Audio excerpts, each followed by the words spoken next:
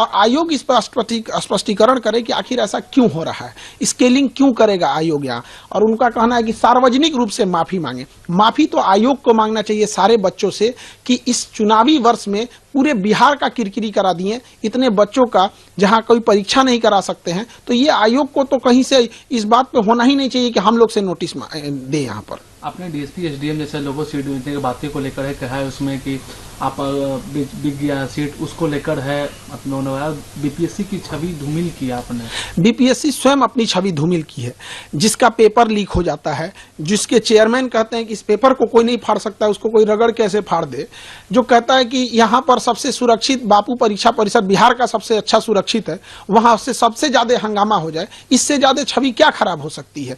आरा में पिछले साल पेपर लीक हो गया, इस साल ऐसे हो गया यहाँ पर, तो इससे हम क्या छवि खराब करेंगे। दूसरा कि जो एसडीएम की सीटें बेची जा रही हैं, जो डीएसपी की सीटें बेची जा रही हैं, ये तमाम मीडिया में चले हुए चीजें हैं। तो एक जिम्मेदार नागरिक होने के नाते और एक विद्यार्थियों का शिक्षक होने के नाते ये मेरा कर्तव्य बनता है कि हम इसको और बड़े मुद्दे पर उठाएं ताकि इस पर जांच हो सके।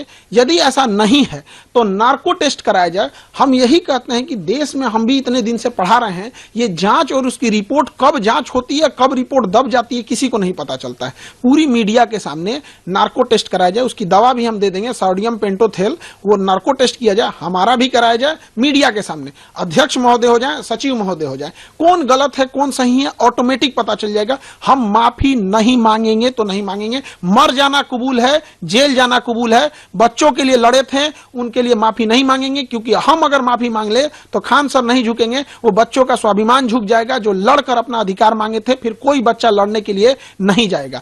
रही बात बच्चों के री एग्जाम की, अगर आयोग बच्चों के हित को ध्यान रखते हुए री एग्जाम कंडक्ट करा देता है, दोबारा बोलते हैं री एग्जाम बीपीएससी कंडक्ट करा लेता है, तो उसके लिए बीपीएससी जो कहेगा वो हम कर लेंगे। बच्चों के हित में ध्यान रखने के लिए जो सजा है वो हम कबूल कर लेंगे, चाहे आयोग